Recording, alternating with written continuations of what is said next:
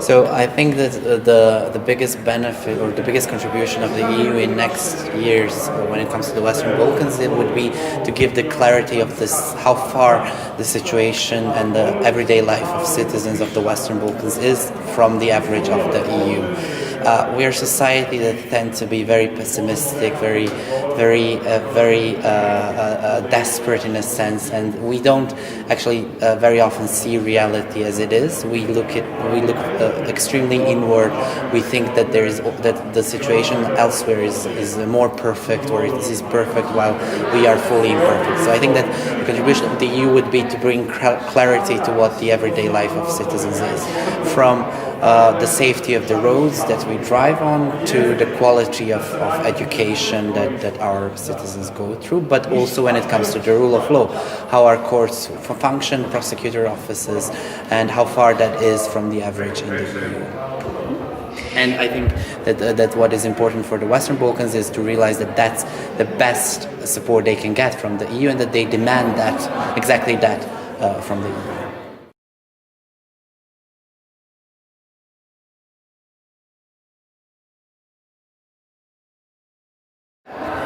Well, the Prespa agreement has certain parts when it comes to reconciliation, when it comes to issues like that. So already Prespa agreement itself has a small but very important part when it comes to the education, when it comes to the museums, dealing with history, etc., etc. When it comes to the education policies, I think clarity of how the quality of education at the moment is key. I think that the OECD's PISA study results that will be published in December this year, that for the first time we have 6 Western Balkans states taking part in the PISA studies at the same time.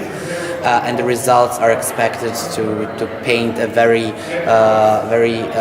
dark picture of education system in the region compared to the EU average, and that then we see how we can improve the education system itself. We don't have to look far. We can look at Slovenia, which is part of the same country. 5 countries of the Western Balkans share the same history, same country with Slovenia, and to see how they've managed in several PISA cycles to come to the world top when it comes to the quality of education.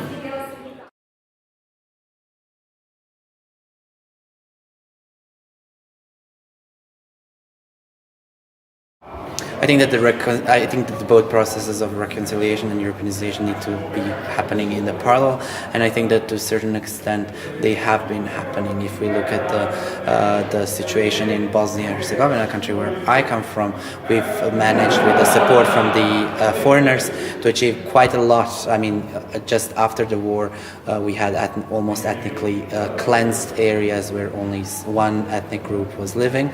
In the meantime, we've done a lot on returns of minorities. We've done a lot when it comes to rights of minorities, but at the same time, in the age of rise of ethnic politics also in the EU, we see a reversal of trends. We see a lot of attacks on multi-ethnic lives in Bosnia and Herzegovina, on the rights, on when it comes to dealing with history. We see a lot of attempts to revise what the history was, and I think we need to continue to stand up for the truth, and continue to stand up when it comes to protecting multi-ethnic characters of our states and minority rights wherever they might be living.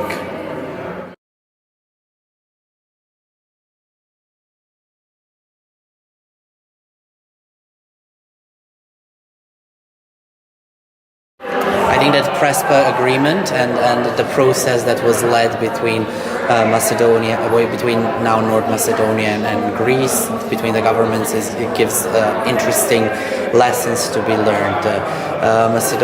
North Macedonia leadership actually had pushed for the policy of turning old enemies into new allies when it comes to Bulgaria or Greece or other areas. When it comes to the narrative that they've used, basically they did not paint a picture of enemies and danger that comes from the other side, but they were speaking about, replacing the politics of fear with the politics of hope, and they did small but concrete steps in the direction of building trust with the other side. So we've seen signing of the agreement between Skopje and Sofia on Bulgarian-Macedonian friendship treaty. We've seen steps such as changing the name of the highway, of the airport. So we've seen small steps that were signals that actually the both sides want to move in a direction of reconciliation, in the direction of turning basically the old enemies into allies. I think that is also something that is desperately needed in the dialogue between Kosovo and Prishtina, because at the moment I think that both sides describe each other more in a picture of enemies. They're using the rhetoric that doesn't